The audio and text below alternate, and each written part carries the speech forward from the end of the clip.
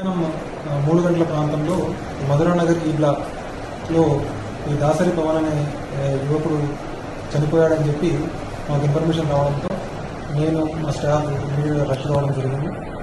అక్కడికి వెళ్ళి ఆ క్రూస్ టీమ్ను కూడా పిలిపించి అక్కడ దర్యాప్తు ప్రారంభించడం జరిగింది.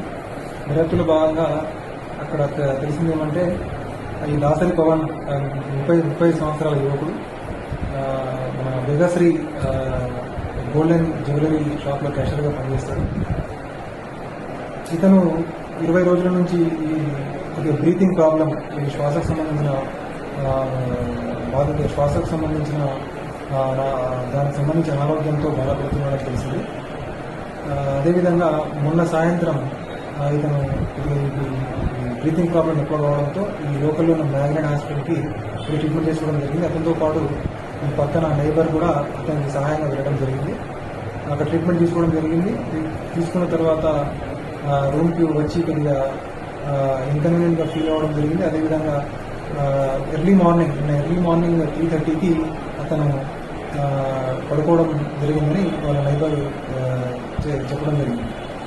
అతను డైలీ అతను పెంపుడు కుక్క అతనితో పాటు తీసుకొని పడుకునే అలవాటు ఉందని మా దర్యాప్తులో తేలిందని.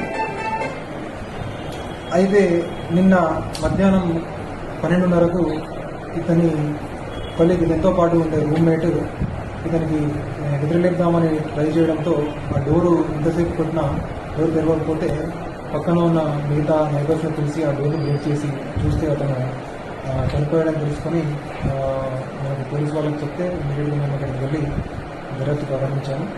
దర్యాప్తులో భాగంగా ఈరోజు డెడ్ బాడీని పోస్ట్మార్టం కూడా తరలించడం జరిగింది.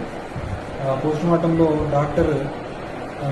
పోస్ట్మార్టం చేసిన డాక్టర్ గారు ప్రిలిమినరీ రిపోర్ట్ అనే ఒపీనియన్ ఇవ్వడం జరిగింది. దాంట్లో అతనికి ఈ హార్ట్ రప్చర్ అయ్యి బ్లడ్ క్లాట్ కావడంతో డెత్ కావడం జరిగిందని చెప్పారు. అయితే ఏవైతే ఇప్పుడు ఈ కుక్క బైట్స్ ఉన్నాయి అని ఏదైతే చెప్తున్నారో అది డాక్టర్ గారు చెప్పిన ప్రకారంగా అవి పోస్ట్ మార్టం అంటే అతను చనిపోయిన తర్వాత ఆయన గాయాలుగా చెప్పడం జరిగింది.